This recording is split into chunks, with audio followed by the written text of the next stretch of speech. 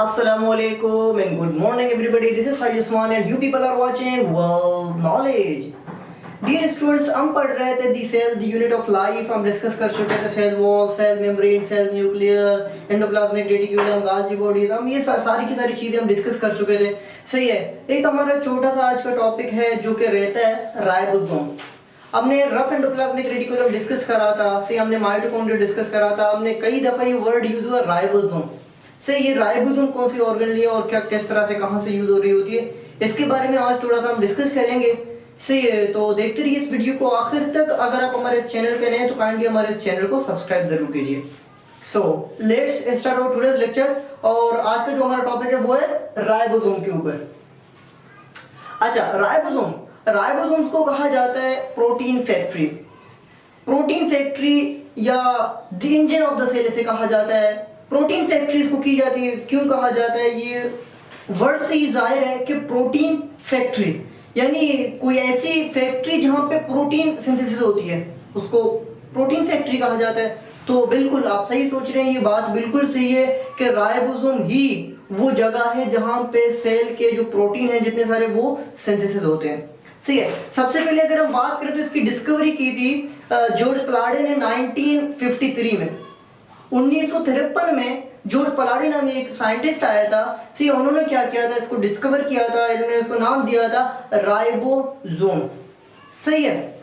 Granular जो body होते हैं कुछ, सही है, जो कि फ्रीली फ्लोटिंग भी कर रहे होते हैं साइटोप्लाज्म में. और इसके अलावा रफ एंडोप्लाज्मिक रेटिक्यूलम में क्या है, अटैच है, जिसकी वजह से उसको रफ एंडोप्लाज्मिक रेटिक्यूलम कहा जाता था. सही है. इसके अलावा ये माइटोकॉन्ड्रिया, प्लास्टिड में मौजूद होते हैं और कई दफा जो सेल मेम्ब्रेन है वहां पे भी अटैच होते हैं ये.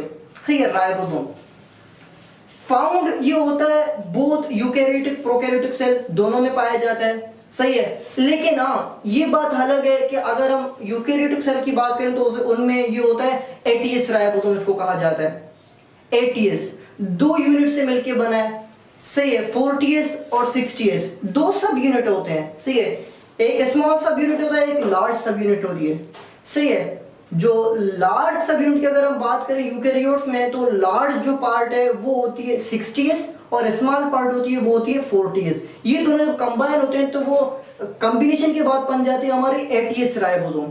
एस जो स्वेटबर्ग की अलामत है. सही है. इसकी स्वेटबर्ग, इसको जाहिर का यूनिट है स्वेटबर्ग. सही है.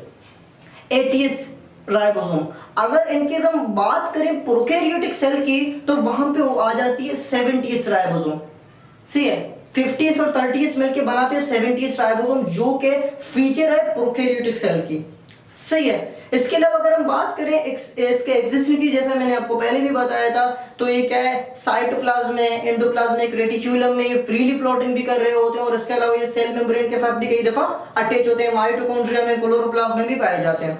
अच्छा, कंपोजिशन की अगर हम बात करें, कंपोजिशन इसकी क्या होती है, प्रोटीन जो होता है 60% होता है और राइबोसोमल जो आरएनए होती है वो होती है आपकी 40%. इनके अगर मैं बात कर रहा हूं यूकैरियोटिक सेल की, यूकैरियोट्स में क्या होता है, प्रोटीन की परसेंटेज ज्यादा होती है जो कि 60% होती है और राइबोसोमल आरएनए जो होती है वो 40% होती है. ये उसकी कॉम्बिनेशन है. सही. कंपोजिशन जो है ये कंपोज होके क्या बनाते हैं, आपके राइबोसोम बनाते हैं. मेन कंपोजिशन क्या है, प्रोटीन है 60% और राइबोसोमल आरएनए कितना है 40% in case of eukaryotic cell. अगर मैं बात कर रहा हूं प्रोकैरियोटिक सेल की तो वहां पे कंपोजिशन क्या हो जाती है, चेंज हो जाती है. किस तरह से चेंज हो जाती है, वही जो प्रोटीन की मैं बात कर रहा था वो 40% हो जाती है और राइबोसोमल जो आरएनए वो कितना परसेंट हो जाता है, 60% हो जाता है. सही है. ये इसकी में कंपोजिशन मैंने आपको बताया. तो थोड़ा सा इसकी स्ट्रक्चर देखेंगे और मेन जो अगर मैं फंक्शन की बात करूं तो मेन फंक्शन जो है प्रोटीन सिंथेसिस है. आपको तो पता है कि प्रोटीन कितना एसेंशियल है और कहां कहां पे यूज हो रही होती है, कहां पे इसकी जरूरत होती है. विदाउट प्रोटीन तो चल ही नहीं सकता है. सही है. तो इसीलिए प्रोटीन फैक्ट्री भी इसे कहा जाता है क्योंकि प्रोटीन सिंथेसिस में इन्वॉल्व होती है. तो स्ट्रक्चर थोड़ा सा देखते हैं फिर आज का हमारा लेक्चर खत्म हो जाता है. सही. प्रोटीन थोड़ा सा स्ट्रक्चर हम देख लेते हैं. तो आइए चलते हैं स्ट्रक्चर की जाने. अच्छा, ये रही स्ट्रक्चर, ये आप देख लें. स्ट्रक्चर में क्या होता है आप लोगों को दिखाया जा रहा है यहाँ पे पीछे. एक है आपका लार्ज सब यूनिट, सी, और एक आता है आपका स्मॉल सब यूनिट. ये जो होते हैं कंबाइन हो जाते हैं, सही, मिल जाते हैं. सही. डिफरेंट आयंस की मदद से, अगर मैं स्पेशली बात करूं मैग्नीशियम आयंस की तरफ मदद की, क्या करते हैं, मिल जाते हैं, कंपोज हो जाते हैं, यूनाइट हो जाते हैं और उनके अंदर क्या हो जाती है, फिर जो मैसेंजर आरएनए होती है वो उसको डिकोड करते हैं, फिर प्रोटीन उस तरह से बना लेते हैं. सही है. कुछ कई दफा ऐसा होता है कि एक आपकी मैसेंजर आरएनए आ जाती है और बहुत सारे जो होते हैं आपके राइबोसोम एक साथ अटैच होते हैं, बहुत सारे राइबोसोम एक साथ जाके अटैच हो जाते हैं, उस कंडीशन में इसको हम कहते हैं पॉलीसोम्स। यानी बहुत सारी बॉडी होती है, कॉम्बिनेशन ऑफ द राइबोसोम्स हो जाती है, तो उसको पॉलीसोम्स कहा जाता है। से ये इसकी स्ट्रक्चर से ये एक बात पूछी जाती है, वो ये है कि आपके जो प्रोकैरियोटिक सेल और यूकैरियोटिक सेल के जो राइबोसोम है डिफरेंट क्या, वो 70s है, वो 80s है।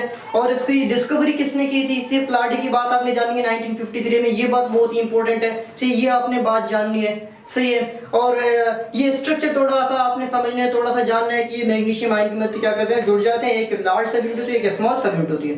तो डियर फ्रेंड्स, आज की लेक्चर हमारी यहाँ तक थी, तो अब तक के लिए थैंक यू सो मच, अल्लाह हाफिज़।